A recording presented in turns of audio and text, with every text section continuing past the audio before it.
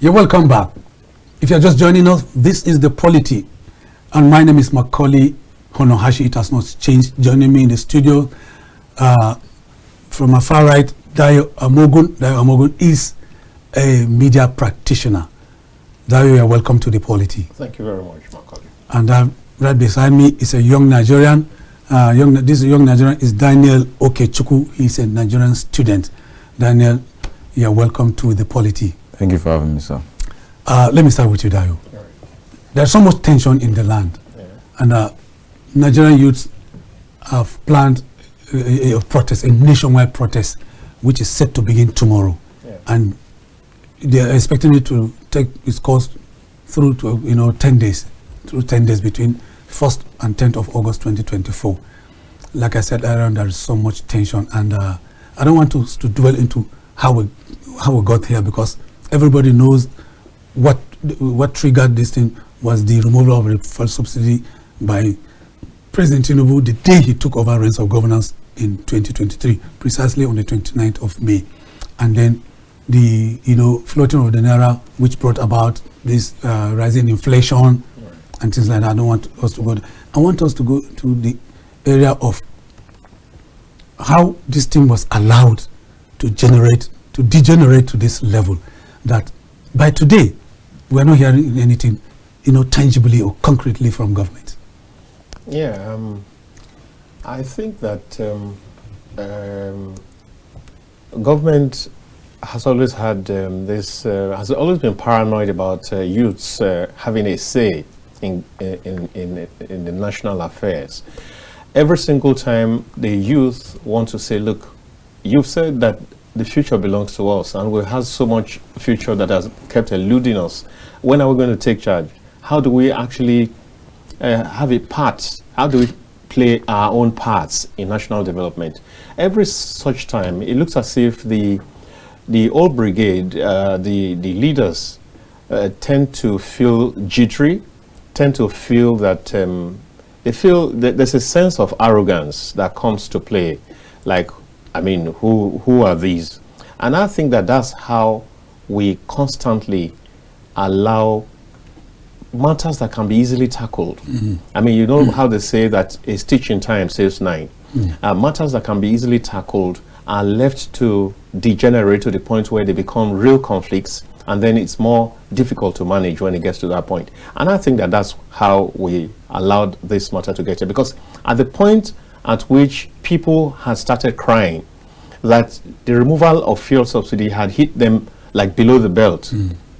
At the time, on top of that, the naira was floated. Yes. On top of that, you had tariffs of electricity tariffs reviewed upwards. Yes. And on top of that, there have been several other multiple taxation everywhere. And so it shows crass insensitivity. It shows that government really doesn't care whether you live or die. And as long as that kind of insensitivity persists, we're going to have this kind of problems all the time. And I think that's why we're here. Unfortunately, too, even since the youth have said they want to go on a protest, we've not seen a coordinated response from the government side. There's been a huge dissonance from various government agencies, where one person says, oh, there's foreign, it's like they have intelligence that there are foreign mercenaries who are going to be involved. And some people say, oh, there are politicians who are stoking the fire, and so on and so forth. I mean, this is not a point where you need to do propaganda.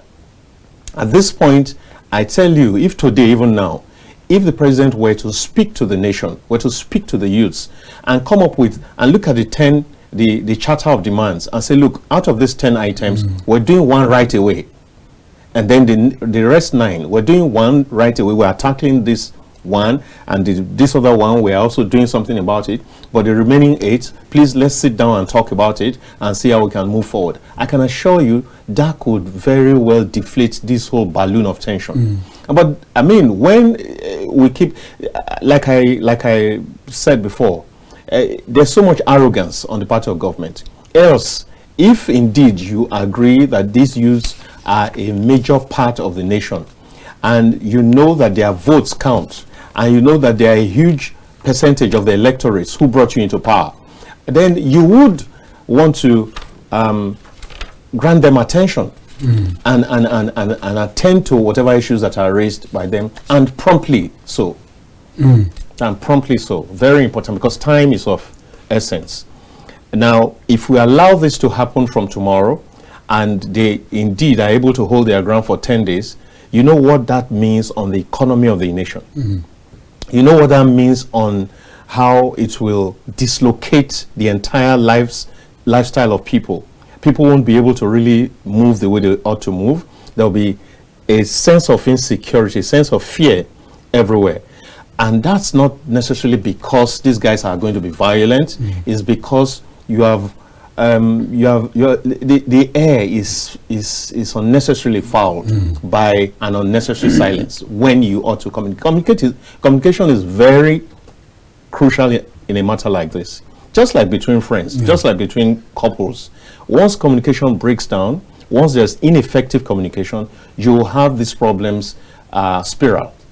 You know, but the president, Dayo, I'm still with you, but the president has reiterated the fact that he is aware that there's, you know, widespread hardship in the country, and that was the reason why he organized medley of meetings. He has met with the security agencies, he has met with traditional rulers, religious leaders, and he has told them to go back and meet with people at the grassroots, because these protesters are coming from the grassroots.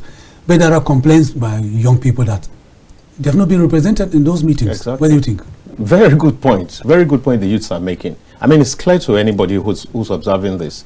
How do you meet with if you have an issue with another party, and then you are discussing with a stranger, an interloper, if you want, somebody who is not party to the dispute? How do you really intend that such a dispute will be resolved? If you and I, Maucauley, you and I have issues, and then rather than us sitting down to discuss, then I go and discuss with somebody extraneous to the dispute. Then we're not ready. We're not ready. We must come to the point where we can look at ourselves eyeball to eyeball and say, see, this for me, this is the issue. What is the issue from your end? How do we get a middle ground? How do we resolve this so that it can be a win-win situation? Now, like I said before, all that it entailed would have been a prompt response from the highest quarters. Why are you meeting with Khan? You're meeting with you're meeting with the Sultan, you're meeting with the Oni of Ife, you're meeting with all these persons to do what exactly? As far as I'm concerned, that's some subtle blackmail. It's like telling those people, I don't know what would have transpired at those meetings, but it's possible that there was some subtle blackmail that, see, we must not have any kind of breakdown of law and order in your domain. But you see, those people don't have the capacity to manage that. They don't have the capacity to rein in any youth who feels bad enough to want to protest. They don't have such capacity. So it would have been better from the very outset to call the leaders, because these leaders are not faceless. We know, for example, that Showore is involved in this. Yeah. Very good. We know that there's one Adenola or something who wrote the letter to the FCT minister requesting for the use of Eagle Square. Exactly. Now, so if we know those people and a few others, it's not too much to ask that they have a parley with the president himself. Okay. That in itself will bring a cooling effect on the entire, it will douse the entire tension. Because first of all, the fact that he has raised them to the point where, oh, we can sit and discuss, that will send a message of a sense of belonging to millions of other youths out there. That is very key. I tell you, if that happens today, it could result in the protest being called off. Okay. Now, before I come to Daniel, the young Nigerian student, I want to remind our viewers that our telephone number is going to be displayed by our producer right away, so that you can begin to call to make your contribution. It is right there, you can see it. Please do call in to make the program more conversational by sharing your thoughts with us in the studio. Now, Daniel, let me come back to you. You are a young Nigerian. In fact, you are still a student. You are an undergraduate. You have not too young to run, yes. A bill that has been ascended by the presidency. It is now a law. How do you feel that we have this law in place for young people to participate in governance, And then here we are calling for nationwide protest by the same young people. So the problem is that this situation of malady, this situation of debacle all over the nation has not just started this year, has not just started this Tinubu regime. It has started long ago, more than a decade, more than 2 decades. It is just that Nigerians have a way of being masochistic about things, they want to just bear and push forward. We have a way of surviving. But now it has gotten to the mind of the people that we need to say something. Because when you see a system that is not working, what do you have to do? You have to tell them your thoughts, if they will accept it or not. Because a democracy, a democratical type of government is not just for the president and for the people he surrounds himself with. It is for the people. And who are the people? The people even have more power than the president himself, because they are the one who put him there. So if he's not doing things that favor the people, then what is he doing? Because we are the one that mandated him. So this protest, I am optimistic about it. I am not pessimistic. To those who want to call it off, I just say that because when you study history, you are not always sure about it. The thing is that you deal with facts, and the rest you leave it for probability. So something good might come out of it, something bad might come out of it, but it is just for us to be pessimistic about it. Let me ask you this question. There has been agitation for young people to be given the opportunity to be part of governance in Nigeria. And I remember in recent history, young people have been given the chance. I can remember a young man who was 42 who exchanged blows on the floor of the Green Chamber. A member House of Rep from Kogi State who later became a senator. And I remember a representative member from Kano State who was on the spotlight for padding the budget for over 5 billion naira. He was a young man, he was 35. And he's from Kano State. And I remember another in recent history, a young woman, she was 37 years old, who is being accused. She has been removed as senator. She was being accused of misappropriating 37 billion naira. She's from Cross River. So these are young people. So is there any justifiable, reason for young people to keep insisting? I'm not saying they represent the entire gamut of the Nigerian young people. Is there any justifiable reason for them to continue to agitate for inclusivity? Sir, the problem is that I know the people that you are talking about. Yes. The problem is godfatherism. The problem is nepotism. It is the people who put them there. They were not rightly placed. I can tell you that on my own, that if any right person is put in those places, in those positions that they were holding, they would do more better than they did. It was just because of maybe their godfather put them there, like I said before. And those people are not well trained. They are not suitable for the position in which they occupied. It is simple as that. Nothing else. Because I know of representatives that are doing good job till now. And they are young people. Yes, they are young. They are very young. They are even below the age of 30. Yes. And they are doing a good job. They are doing a good job. We even heard of recent the representative that denied the card that Tinubu gave them. They denied it. They said that they want to use the money to open industries. Daniel, let's take this caller. I want you to remember your line of thoughts. Good afternoon. This is the POLITY. Go ahead, sir. Go ahead. We've lost the caller. Go ahead. Okay. So as I was saying, we should be given a chance because Nigerians are the maximum population in Nigeria are youths. So if we have a youth leader, you know that things will run out smoothly.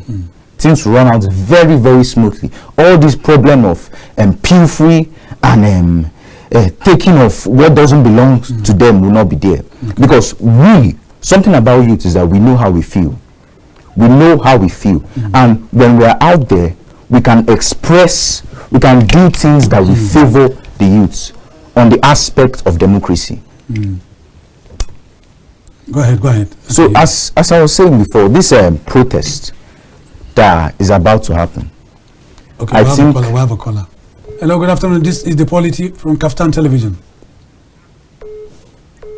Hello, go ahead. We can hear you. Hello? Yeah, we can hear you. Go ahead. Your name, please, and where you're calling from. Yeah, good evening. My name is Bola. Please raise your voice a little bit, Bola. It's not laudable enough. My name is Bola from Abuja. Bola, go ahead with your contribution. Thanks very much for this program. Very beautiful program. Okay. I pray that Nigeria will be in peace by the grace of God. Nigeria will be in peace. The issue is this issue of protest. We have to be very, very careful. Okay. We have to leave everything for God and let God take control. It is true that this man is just 1 year plus as the president. And you know what has been right for more than 20 years ago. It is not very easy to be straightened within 1 year. Nigeria has been in problem. And let me tell you, this issue of hardship, if you come to the north, you will know that there's a problem there. It is not that Nigeria cannot make farm. But the issue is, if you have it in mind to farm, and those people in the bush that don't allow you to farm, definitely there will be crisis. Look at Nigeria. It's a food basket thing. And now they cannot produce anything because of this insurgency killing them on the farm. Okay. So definitely there's bound to be hardship in the production of there's bound to be problem in the production of food. They produce here, produce many things. Then now they cannot. If you go to other states, it's going to be better. This protest cannot solve this problem. The best thing is to remove hands from this protest, whether it is good or bad, because it may be a good plan for them. There's not about others that come and join and spoil the protest for them, by killing people. And those who don't even have those who don't even have hand in it, you will see that they will be faced with this problem by killing them, burning their houses and many others. So please, they should be very careful. We should have taken each other. We should not go more than how it's supposed to be. Thank you, Bola. Thank you, Bola. You have made a point. Thank you so much. He has made his point clear. Did you hear him? Yeah, I think he talked about the prospect of this protest being hijacked in spite of the well-intentioned, reason for it. Yeah. And let's take this caller before you respond to that. Right. Hello, good afternoon. This is the POLITY. Good afternoon. Good afternoon, sir. Your name, please, and where you're calling from. Yeah, my name is Tony Achi. I'm calling from Mastermind Delta State. Go ahead, sir. Yeah, Maucauley, very nice job you are doing. Keep on the good job. Thank you. Anytime I watch KAFTAN TV, I feel like home. I feel good. We appreciate. We are a regular caller. Remember you. Now, this protest is a timely one, and I want to employ all Nigerian young persons, whether those people at home or in diaspora, to be part of this. You see, the thing is tightening so much. I want to commend Mr. President for some of the policies he has put in place, but they are not working. Okay. Not too young to rule. The young people need to be engaged. Exactly. The young people need to be part of the policy. We need to be part of the system. No longer, if you look at what is happening globally, young people have taken their place in governance. And so that you want to make laws for us and also want to subjugate us to this time of guerrilla system of government is no longer tenable. I think somebody should let our leaders know that they need to give the space for the young people to come in. And I also want to tell our traditional rulers that if they understand their place and their role in Nigerian governance, they should begin to do more. Even religious bodies too. We should begin to see things the way the young people are saying things. And when we do, Nigeria will be a better place for everybody. Thank you. So, for those who want to perpetrate evil in this protest, I tell them to stay clear. Okay. God and is in this movement. Thank you, sir, for the good job Thank you very much. Thank you so much, Tony. Always eloquent whenever he, calls through to make his contribution on this program. You heard what he said. My concern here, Dayo, is that there is general insecurity has pervaded the length and breadth of this country. From the northeast is Boko Haram, Northwest is banditry, Southeast is, IPOP, and North Central is kidnappings and things like that. Don't you fear that, these reprobates can cash in on this well-intentioned protest? The truth is this, if you don't want something done, you will always find the excuses. Exactly. And saying that these guys are being used by people, when you want to kill a dog, you'll find a bad name. You would either say that the dog's been stealing your meat, or it's been biting people, or it's been barking too much. What's the job of a dog if it doesn't bark? So I think that for as far as I'm concerned, there are too many excuses the government is giving. Okay. Because it's your responsibility, first of all, to secure everybody. Whether they are bandits, whether they are kidnappers, whether they are armed robbers, whatever name you call them. It's the job of government to provide security. The number one job of government is to provide security, isn't it? Yes. Okay, let's take this caller. Hello, good afternoon, sir. Hello, good afternoon. Okay, turn down the volume of your TV set, please. Yeah, good afternoon, sir. Yeah, turn down the volume of your TV. We can hear you. Okay, can you hear me right now? Right, crystal clear. Yeah, this is Mr. Friday calling from Delta State. Friday, go ahead with your comment. Yes. First of all, I have to appreciate you from your program. Thank you, we appreciate too. Yeah. One thing I want to say, not like what the first and second responded. You see, in our nation today, we have been trying to use a Christian. Hello, can you hear me? We can hear you, go ahead, we can hear you very well. That we should just be open on God. That with God, God will make everything possible. No, it's not possible. I know we are all youth. The president of the president and his cabinet, they are not thinking a good of the youth. They don't have good intention of the youth. They don't even have any plan. So this protest that is coming up is something that everybody needs to rise up. Or we continue living this kind of hardship life we are living, which is not expected. We are not seeing any president of government in our country today. Look at the youth. Many have graduated from school. No work. Nothing is happening. Everybody is just suffering. Where is the government? So, when they are going on this protest, it's something that everybody needs to come out and protest so that government will know what that is affecting the youth and the nation in general. Thank you. I appreciate you all. Thank you very much. Thank you, Friday. Thank you, Friday from Delta State. Can you respond to that, Daniel? I am at par with this man that just called now. Okay. Like what you are asking before, that what of those people that want to sabotage the protest? People always give excuses. Look at how the government is responding to the protest at hand now. Instead of them bringing a diplomatic approach, they are bringing coercion into it. Is that good? Is that right? That is not a way to respond to your people in which you are ruling over. It is not right. It is our right as citizens, as youths, to protest when we see things are going wrong, especially in a time like this, when people cannot even afford food to eat. What of the youths? You people that... Okay, Daniel, let's take this caller. You can hold your thoughts there. Good afternoon, this is the POLITY. Good afternoon. You are live on KAFTAN TV, studios from Abuja. Your name, please, and where you're calling from. My name is Awusko, and I'm calling from Nasarawa, Kaduna. Awusko, go ahead with your contribution. You see, since the advent of this democracy That's right. in 1999, we thought that democracy is going to bring good tidings to Nigeria, but it has not brought good tidings. Rather, democracy has benefited the ruling class.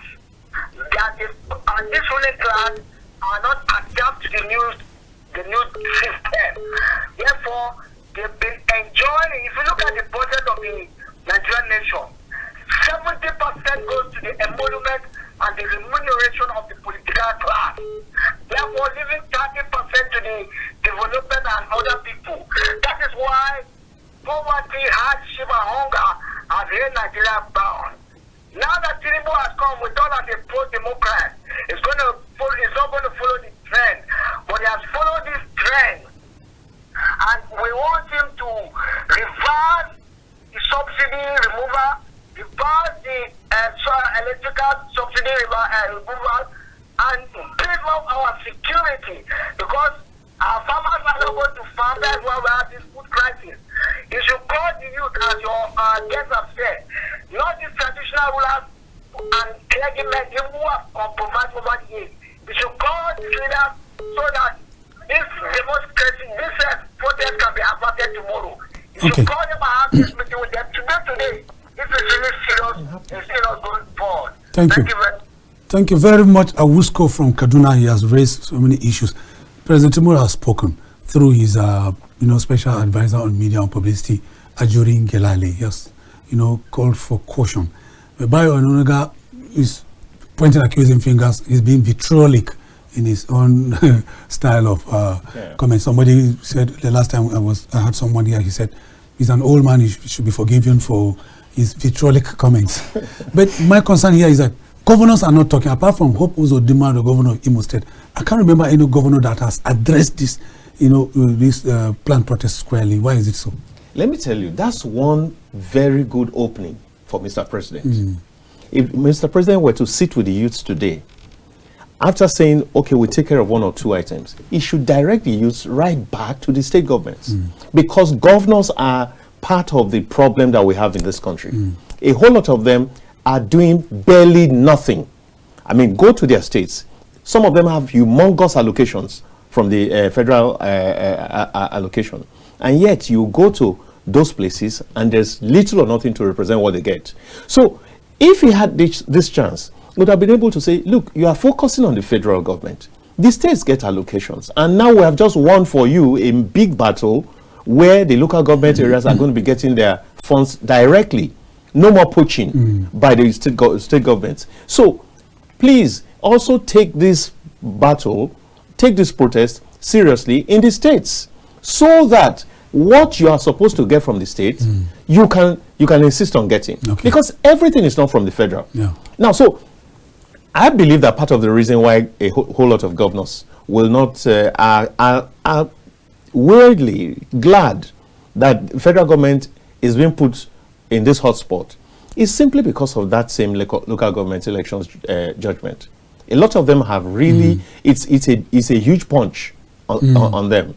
Because for so long, they sat on the fronts of the local government areas. And this government took the matter to court. That's a big plus. That's something to sell to the youths. That's something to tell the youths when you sit with them and say, see, it's part of us trying to free you from the shackles of dominance, of unnecessary dominance, that we did this for you. And from now on, you can be sure that there will be a lot more development at the grassroots from the local government areas. Because that's where the real development ought to be. They are the ones who knows every need. The need for a school here, the need for a market here, the need for a dispensary, a health center and all that, which the average man, the common man, can take advantage of. Okay. Let's say this caller, Dayo, hold your thoughts. Yeah. Good afternoon, sir. Good afternoon. Good afternoon. Good afternoon. Your voice is very low, sir. Good afternoon. Good afternoon. Okay, I'm calling all the way from Edo State. Okay, Edo State. I said good afternoon. I'm calling all the way from Edo State. Okay, your name, and go ahead with your comments. Mr. Kalu is my name. Okay, Talis. Go ahead, sir. Mr. Kalu is my name. Kalis, go ahead with your contribution, Mr. Kalis. Okay, I want to say this, that this protest, I want to say this, that this protest is long overdue. Okay. You see that we Nigerians, we just take anything that comes. Exactly, that's what I was saying. That we Nigerians, we just take everything that comes. You see, we never had this so bad like this. We've never had this so bad like this. Okay. Go ahead, sir. We have lost the caller. Let me come back to Okechukwu. Daniel, you are a young Nigerian. In fact, you are an undergraduate, a Nigerian student. And your primary constituency in terms of representation is the youth demographics. We have two ministers of youth matters.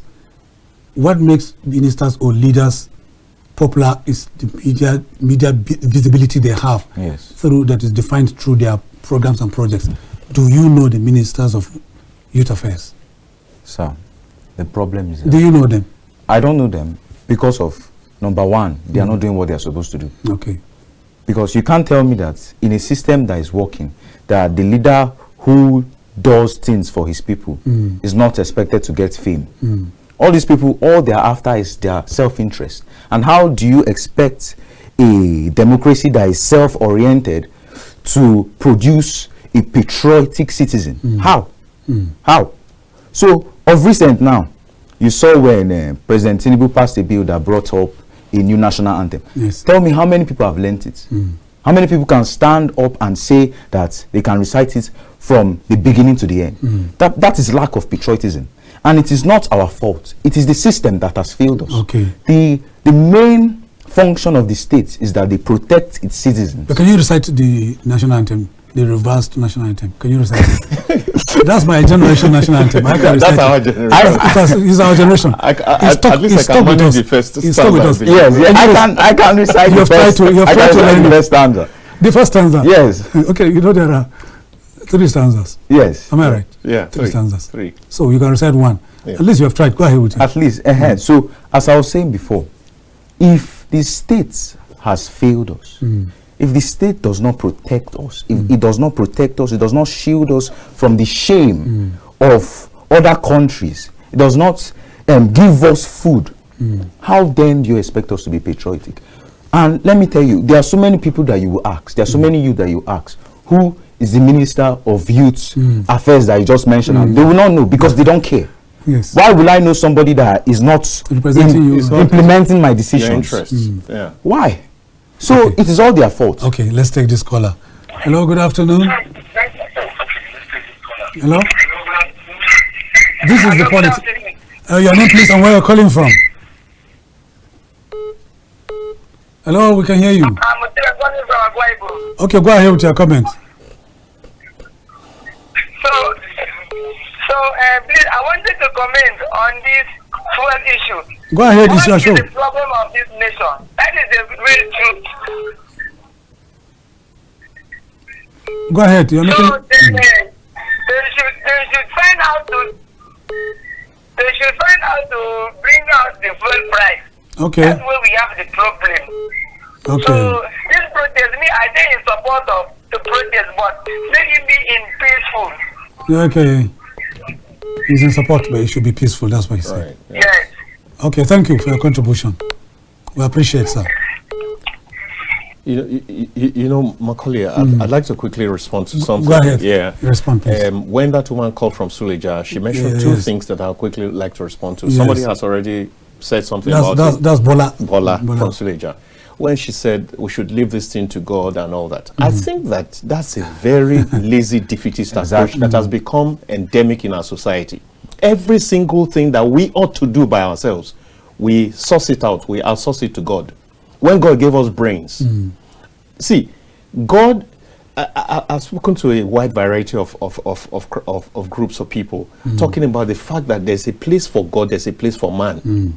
Now, if all the nations, developed nations, were to wait on God, nothing will be done. Because, see, He has given you, He has equipped you with a brain, and He expects you to take certain decisions and do certain things by yourself. So, our constantly falling back and saying, God will do this, God will do that, is so wrong. It's what makes young people wake up and go to church and go and start praying from morning till night, not writing any applications, not looking for any jobs, and not doing the appropriate thing. It's illusory, it's wrong, it will not produce results. Okay, Dayo has mentioned... let me quickly. Okay. So, and then it's disingenuous to begin to constantly say that, oh, the problems have been 100 years old. Yeah. If that's what we want to continue to that do, every government will continue to lay blame on the previous government. Exactly. Because when you ask for the mandate, the whole essence is for you to make a difference. And by the way, if the problem has been there for so long, you didn't come to compound it. But you compounded it when you came in on the very first day and removed the fuel subsidy. one would have thought that you had a package of solutions, ready solutions, that were going to ameliorate whatever the effect of the removal of subsidy was. But that's not, we have not seen that. So it's mischievous, it's disingenuous to keep referring to, oh, it's been 100 years, so it's because of that, so you can't solve it in a day. But you could remove fuel subsidy in a day. But you could increase tariffs in the same 1 year. But you could do several other things that are making life very intolerable. So if you could do that, because the president of Nigeria is one of the most powerful presidents around the world. If you could do those things that affect us so negatively, you could also do things that could make life a lot better for the people. Dayo, I'm still on you before I come to Daniel. I've listened to young Nigerians who say they have contributed so immensely to the GDP of this country through music. They're doing very well in comedy. They are top notch in ICT, and they're doing in almost everything, every aspect of life that you can think about, contributing so much to the gross domestic product of this country. All they want is the enabling environment, and government is the enabler, and food on the table. What do you think? No, they have a solid point. There's no doubt about it. I mean, you can see how acceptable Nigerian music is all over the world. You see, I mean, just one drama skit or something that Brain Jotta did is catching fire all around the world. You find Oyimbos doing the stunt and all that. So we must give it to them that they are ready to contribute if you provide the enabling environment, like you said. It's very crucial, and I hope that government can quickly look at that more seriously. But I also must give it to the government, this government, that they are also doing a few things. But probably they are coming up late. When this protest is about 3 days or 4 days or 5 days away, you now say, oh, we have provided NYF or something, National Youth Investment Fund of 110 billion. Why didn't that come 6 months ago? So those are the things that make it sound as though government is just being insincere. They want to just use that to make the protest to be shelved. Okay. And then after that, maybe we won't get any further action. Dayo, we have a caller. Good afternoon. This is good afternoon. Okay, your name, sir, and where are you calling from? Okay, I'm just calling from Edo State. Okay, go ahead, Joseph, with your contribution. Yeah, I agree to you guys, yes. Thank you. The protest that let's say we all are planning for, we are not going out to destroy government property or destroy things. It's a peaceful protest. Know that our government want to turn things against everybody. In fact, apart from the politicians, the other people, we the ordinary civilians, we are suffering. We don't have food to eat. Even the students, in most universities now, they can't pay school fees. You understand? Many things are going up. The school fees, the first subsidy that you remove on the first day. So since then now, and he refused to return it back. And the palliative he has been given to the government, to the governors. In Edo State, I have not seen anyone, and a physically challenged person. I have not received any single thing. So if you watch out, the governors that are giving those things, initially I think he gave about 5 billion. Now he has given 20 trucks of rice, 20 trucks of rice now. So which one truck contains about 1,200 or 1,300 bags of 25 kg bags. So none of them that we have received. Our governor said he released it to the pastors and the Muslims, which are a Christian. I have not received any. So we are hungry. To buy gari is a difficult thing. To buy rice is a difficult thing. Okay, the rice that said they want to sell at 40. Where is the location? Okay, do they want to give people? Even though they want to sell it out now, the main politicians that they have assigned it to now, or the governors, we still give it to their people. So please, we are going out for peaceful protest. We are not going to destroy anything. Anybody that is having mind to destroy the government property, let them arrest them. Let the police guide the protest. Arrest any talks. So thank you guys. God bless you. Thank you very much, Joseph from Edo. You know, he's brim full of pessimism, and he's also skeptical because of the experiences of the past. Palliatives will be given from the center. When they get to the subnationals, they don't reach the people. What do you react to that? So this caller is just to remind us of how ignorant the government is. How at this time he's giving out palliatives. Will palliatives solve anything? Will bag of rice solve anything? He doesn't want to make a change. He doesn't want to step back and see where he has gone wrong. Instead, he's trying to convince the people to not protest. Is that a government? Now, Dayo, a state like Kano that has a population of about 9 million? At a point, I think I had 15 million. 15 million. Because 10 million. Okay, 15 million, population of 15 million. You give a trailer load of rice, 20 trailer loads. That's a drop in the ocean now. So, exactly. So, and it's a one-off thing. It's not... Exactly. Is it sustainable? No, see, it's not sustainable. It's not advisable. It's not... But why did you chuckle when I mentioned it? Because it's not advisable. Because, see, it's like dropping... It's like it's like spittle where the need is for an ocean. See, I think that we need to get a lot more serious. You know how they say we play too much in this country. We play too much with serious things. So with serious things, with serious matters. And that's why some people, refer to some governments as clueless. Yes, sure. Kind of things. What do you really think that the trucks of rice will do? How far will they go? Apart from the fact, and which is correct, that fear that was expressed by Joseph just now, that they will disappear. Yes. They will not get to the people. Just say it's from Edo State. It's from Edo State, yes. He said, yes, confirmed. Exactly. He confirmed that it was received. But the governor said he has given them to the pastors and imams. He's a Christian. He's a Christian. He said he has not received even a grain. And he's a physically challenged person. So if you're going to be giving to people, he's one of the vulnerables who should get. And he hasn't gotten. So I think that we should get a lot more serious. We have it's getting very interesting. Hold our thoughts there. Let's take this caller. Yeah, yes.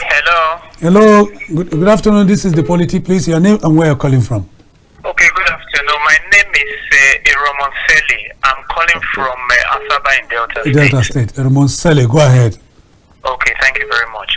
Okay, my take is this. Nigerians, we have a right to protest. The hardship is so much that to ask the people not to protest in itself will almost amount to I don't know whether to call it treason. However, Nigerians should also understand that we are a federation. And that statement people often make that the Nigerian president is the most powerful, one of the most powerful presidents in the world, it is not true.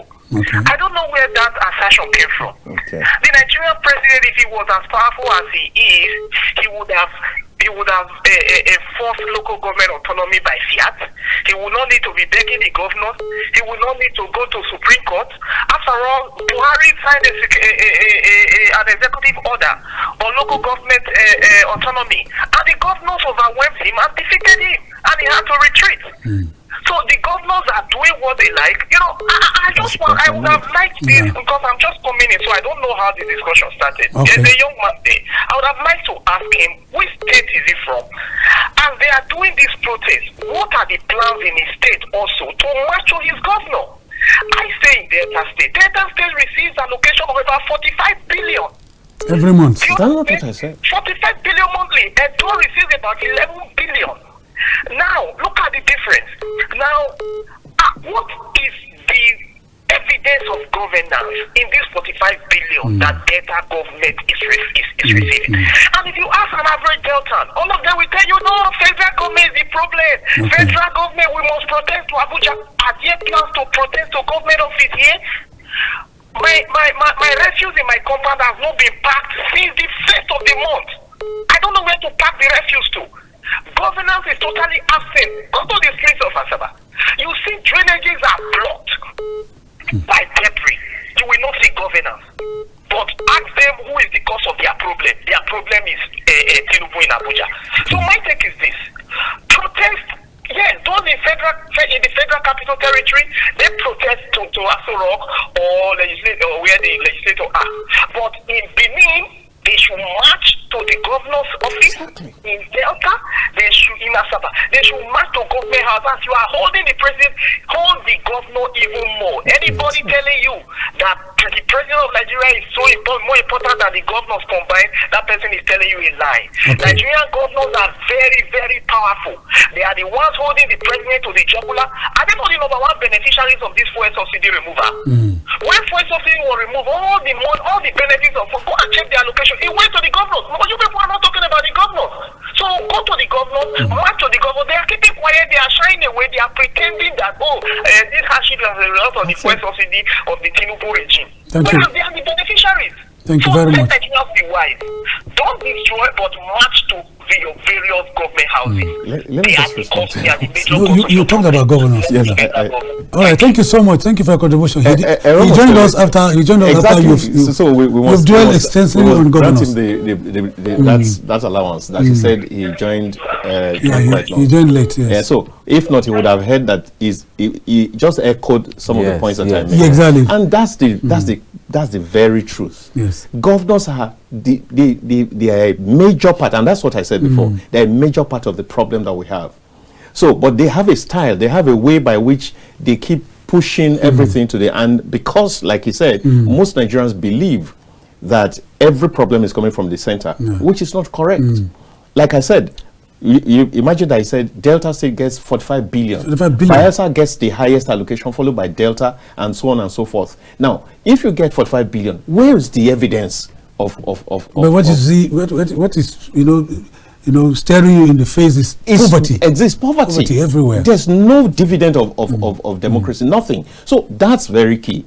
But when I say that our president is one of the most powerful, I can also stand and defend that. It depends on the context. But yes, contextually, maybe that will be a matter for another day. But clearly, it's too powerful. Okay, let's take this call.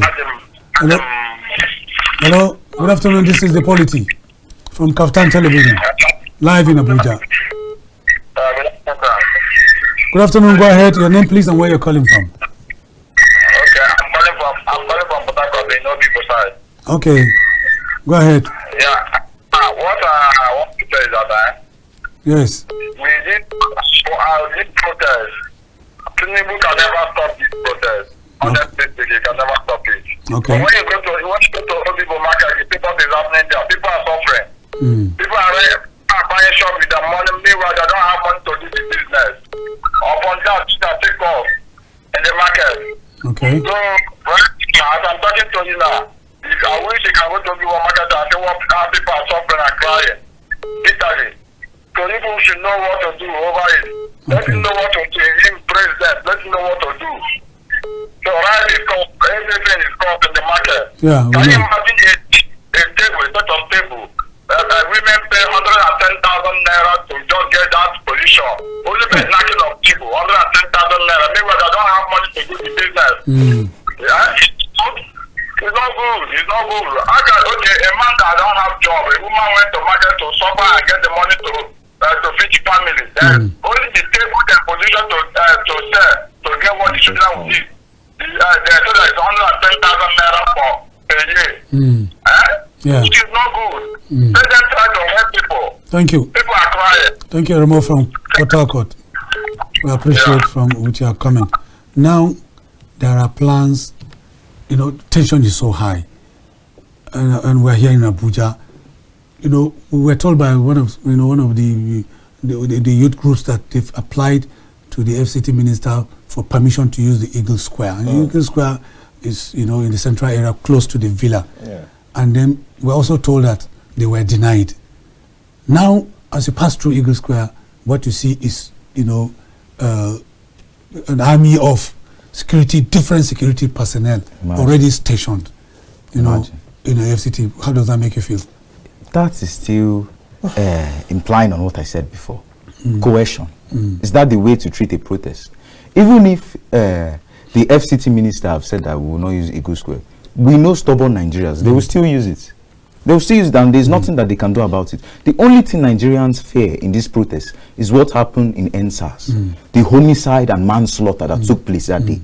We know that is the only reason that Nigerians will not go outside for protest. But I am telling you, it has gotten far enough that an hungry man will say that it is better I die on the protest ground than to die within the corridor of my doors in hunger. So that the man will know that I died a patriotic citizen of my country. Okay, let's take this caller, Daniel. Good afternoon. This is the POLITY. Thank you for joining us. Hello, good afternoon. This is Gideon calling from Adama. Gideon from Adamawa, go ahead with your... Gideon calling from Adama. Gideon from Adamawa, go ahead with your contribution. My contribution majorly No, should I say Nigerians are not prepared for the protest yet? Go ahead, it's your opinion. No, the issue is, all of us are praying for change. We want some sort of change to come to Nigeria. But the change has to take some process. No, in as much as most of the things the president is doing is not really benefiting us in this present time. If we go out for protest now, can we not think that it's too early? Because me, I believe that this presidency, because over the years we have been repeating, let's say we have been making the same mistake. We said, okay, this one is not good, we vote the wrong one, we vote another president is not good, we vote another president. Subsequently, it continues like that. And this one now just started for a while, and we feel like everything is becoming difficult. Everybody are shouting, everybody are trying to make protest. Shall I say, is it not too early to start shouting or protest? Yes, there is a change will come someday. But the change, are we really prepared for the change? Most of these young people, especially with the young people, said we have so many things we are doing. But I can say, I've conversed with so many young people, the idea is they are just within the same old people. If we put them there, we might still have the same problem we are complaining of today. Because every young man wants to make it by all means. Every young man wants to do something by all means. So, I believe that the hardship is difficult. But me, my own belief and personal reason is that this regime will teach us a proper lesson. It will make us learn. People will start to innovate. No matter the difficulty, it will bring innovation with you. Because one of the things we are not, especially we Africans, Nigerians, we are not considering that. We are considering that government has to do most of the things for us. Where the developed country that we are comparing ourselves to, most of the things that was done was by the government. Okay, thank you. And the problem of Nigeria is more system than just leadership. Okay. They are basic. The educational system is as poor as anything. Other system, even the family system is as poor as anything. So in time and desire, let's just give it a little break. Okay. And instead of the time we use in doing protest, let's use it to innovate, find out ideas. What can we do? Okay. We don't even know the solution to Nigeria's problem. That's the first thing. Thank you so much. Thank you so much. Now let me answer this one. Responding. He's not talking like a patriotic citizen of Nigeria. I think the dilemma is not reaching his end. How can he say such? To what stand is he saying all those things? How can he say that we voted the wrong person? We all know, we are all aware of what happened during the elections. And we cannot say that we don't know. We are not ignorant about it. So when our votes don't count, what are we to do? Okay. Are we to sit down and be innovative, like he said? Innovation that comes from self, to promote self, is it for the country? No. So if we don't do something now, I don't think that there will be a future to do something by then. Let me even say this. Nigerian youths, Nigerian people are very innovative, very creative. This is not the hardship that will bring the innovation. Exactly. See, we are very creative. Listen to our music. Look at the drum, the like arts, the earlier mentioned, like I mentioned before. But beyond that, in this same country, a young person made a radio. In this same country, somebody made a helicopter. In this same country, several of such things have been inventions. Even drones. Even drones.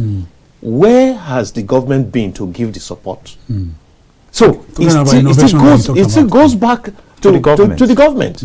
I mean, that's the difference. That's why an American will be ready to die for his country, because the country also stands by him. About 2 or 3 years back, an American was in trouble in Cameroon here.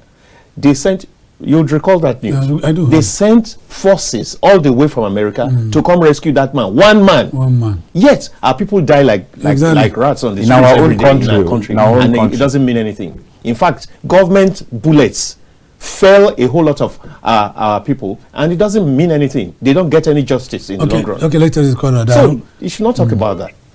Hello, good afternoon. This is the POLITY from KAFTAN Television, live from Abuja studio.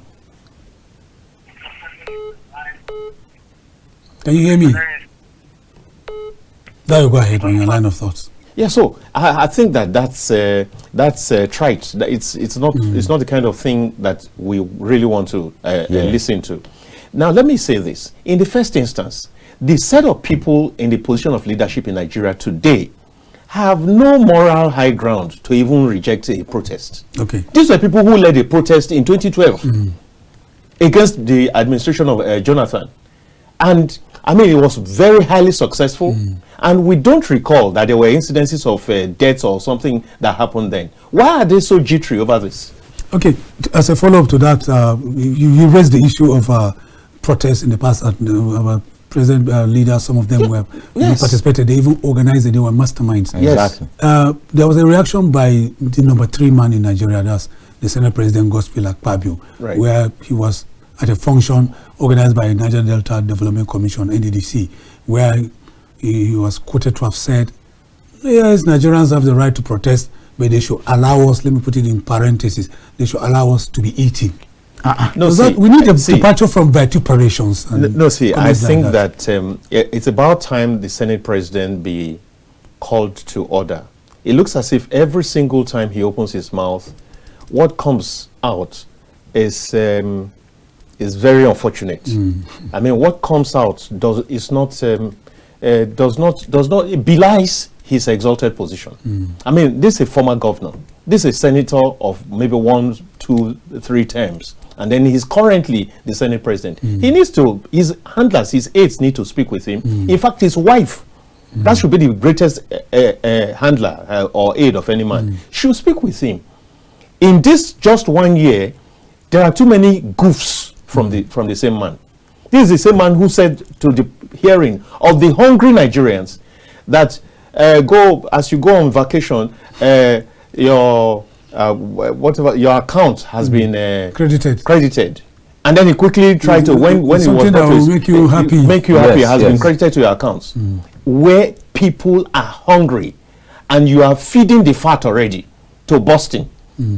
And then he had to quickly make it up by saying, "Oh, damage control." You know. Okay, so let's take this caller. There was too many incidences. I'll come back to that. Okay, this is your show. Please, your name and where you're calling from. Go ahead, Dayo. Yeah. So, Senator Akpabio must be told in plain terms that this is not his kingdom.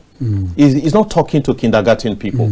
It's insulting. Remember the Natasha issue? Exactly. Just a week ago or thereabouts, I mean, the way he spoke to Senator Natasha, although days later he came and apologized, but he needs to be in control. He needs to be in control of his speech. There are too many, and then you at a time like this, in the face of so much tension, you need to placate. You say exactly. You should be placating the people, but you say let them do the protest while we are eating. See, let's take the caller. I can see how sad you are in the midst of laughter. This is the POLITY from KAFTAN Television Live. Hello, good afternoon. Good afternoon. Your name, please, and where you're calling from. My name is Usman Abdi. I'm calling from Kano. Go ahead, sir. You're a regular caller. So I have seen no reason why the people are blaming Tinubu on the hardship protest. Okay. So Tinubu is not only to blame. Governors are to blame also, because governors are doing nothing in their state. Go to many states, you will see nothing apart from breed. People who are dying from hunger. People are going richer without anything. When you go to school, there is no table, no chair. When you go to hospital, no medicine. But people, they are blaming Tinubu always. Okay. Oh, he's making very valid points. I'll still remain on you, Dayo, before I come to the young man. You know, Usman raised an issue. He said, and that brings me to what someone once told me, that as a governor, if you want to make more money in your pocket, you know, construct bridges instead of providing expectations of good governance that will give people jobs and things like that. And that's what Usman is saying from Kano. Do you share that view? Well, I don't quite share it totally. Because there's no empirical evidence. No, that first of all, yeah, I agree with you. But beyond that, even the bridges provide jobs. Road constructions provide jobs. They may not be permanent jobs, but I mean, they could be seasonal jobs. Maybe after 2 years, when the road is concluded, you don't have white elephant projects. Bridges are white elephant projects. They are huge. In some places, they come with huge, you know, construction. But what we must understand is that this infrastructure are investments to open up the space for prosperity in those states. Yes. Because if you run a good road around a place, first of all, the prices of property go up.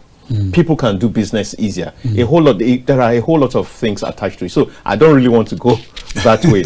But truth is that the governors can do a whole lot more. Yeah. Can you imagine what he just said now? Even in Edo State, there are places, in my place, where children sit on the floor. In 21st century. In this century, in 2024, children. Goodness, no, it shouldn't happen. Okay, let's take this caller. Hello, good afternoon. This is the POLITY from KAFTAN Television. You're on to the POLITY. Okay, good afternoon. Good afternoon. Your name, please, and where you're calling from. My name is Latif. Beg your pardon?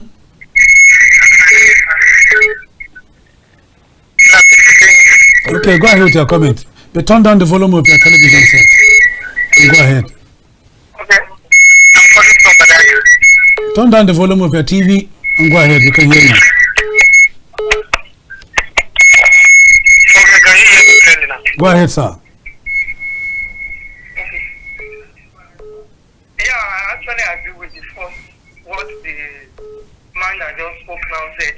We have a lot. We are expecting a lot from the government of the people.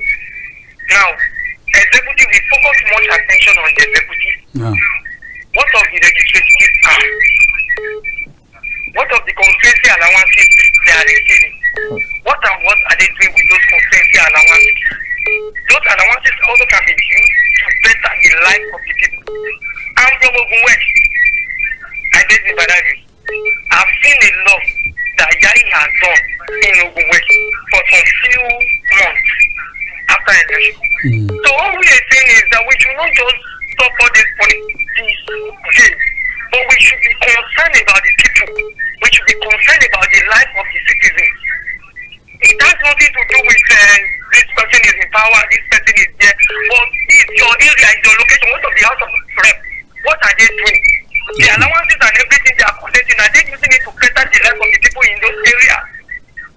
Is it only the federal government that will be focused on, only the executive arm that will be focused on? What of the legislative arm? Are they not any money? Are they not collecting allowances? What are they using it for? Thank you. So we just need to wake up and do the right thing. That is where we are backward. Okay, thank you. Thank you. So from Badagry. Daniel, he has raised an issue about, contribution. That's, he alleges that there's so much focus on the executive and the state. What about the legislature? But I do remember 3 weeks ago, House of Reps members unanimously agreed to slash their salary in the wake of this, call an agitation for mass protest. They slashed their salary by 50%, and they earn 600,000 naira. They're slashing it by half for the next 6 months. So they're going to contribute 300,000 naira for the next 6 months to help in cushioning the effect of this hardship. I want you to respond to this and the question I asked. So the problem with Nigeria, from the incept of my conversation, I made known that the other nomenclature of democracy in Nigeria is pure corruption. Because a system that doesn't have checks and balances, how then will you expect powers to flow freely and fairly? Why? So you see that what he said about state government, President Tinubu should be a figurehead. When he leads by example, the rest people following him too will lead by example. We will follow his stead. Are you understanding me? Yeah. So you can't just say that you are blaming this. You are blaming the state government because something I heard by a stoic, so to say. He said that when a Nigerian sees you do something and nobody complains, he will watch you the first time. When you do something again, he will watch you the second time. When you do something the third time, he will do worse than you. He will do worse than you. So it is the chance that the federal government has given to the state government to make or implement excesses of power. That is why they are doing so. If President Tinubu was steadfast on implementing decision, them too will follow, because they know that anything that will cause discrepancy between them and the president. They will want to avoid it. I don't know if you're getting it. We are getting so it. We should not just blame the state government. Even though they are to blame, yes. They are to blame. But they are following the footsteps of the president. Okay, what about the legislators? Do you agree that their decision is applaudable for them to slash their salary by 50% for the next 6 months? Is it enough? We didn't ask them to slash their salary. Okay. Slashing their salary will not do anything for me and you. Will it? It will not. Make policies that will influence change. Okay. We are not. We are not even. Some of us are not aware of their salary even. But what we are aware is that there is hunger in the land. Okay. Dayo. Yeah. I think that it is a laudable move. It's a laudable gesture, because if you could do that, and if that is replicated, for example, in the Senate, and if it's replicated among the executive arm proper, and you say, okay, now the president shouldn't have more than maybe 5 vehicles in his convoy, ministers 2 vehicles in the convoy, and all that, you will see that so a huge trickle down to permanent secretaries, exactly, and then a huge chunk even at the of funds will be released. So in that line of thought, I think it's something that's commendable. It's a laudable, it's a commendable precedence. But you see, it's beyond what that person is raising. He just mentioned constituency allowance, which is supposed to be deployed to develop the constituencies. And these guys have a way of pocketing it. They have a way of, the thing goes right back. I don't know how they do it, but it's supposed to be for specific projects, because they would have been asked, what exactly do you want to do in your constituency? And they put it in the budget, and they make the provision for that project. But usually, you don't see that project on ground at the end of the year. That's one way. Also, where we need to hold the legislature accountable is in the budgeting process. How do you, Maucauley, in your department, you request for this laptop this year? Next year, you request for the laptop. Same laptop. 2-3 years from now, you request for the laptop. And nobody, like he said, no checks and balances. Nobody's asking, how can you be buying the same thing that should have at least a span of 4 years? Furniture and fittings, I think, is 4 years, ordinarily, I mean, accounting-wise. Now, if something is supposed to last 4 years, and you are buying the same thing for the same office, for the same person, for the same department, every year. That's clear, that's stealing. Yes, that's stealing. Well, I agree with you, that's stealing. Let's take this caller. Good afternoon. You're on to the POLITY from KAFTAN Television. Go ahead, we can hear you, you're on. Good afternoon. Raise your voice a little bit so that we can hear you more audibly. Okay, sir. Okay. I just want to join along with the saying now. Okay, go ahead. You know, you are having your business this morning. Okay. You are talking about the parity where you are talking. This is our place where we be like some people, they are collecting those politicians. Please turn down the volume of your TV. Turn down the volume of your TV and continue. You're making valid points. Okay, sir. Okay. Can you hear me? Loud and clear. Go ahead, sir. Okay, sir. So some people, where they are politicians for this our area, you understand me? I am getting you.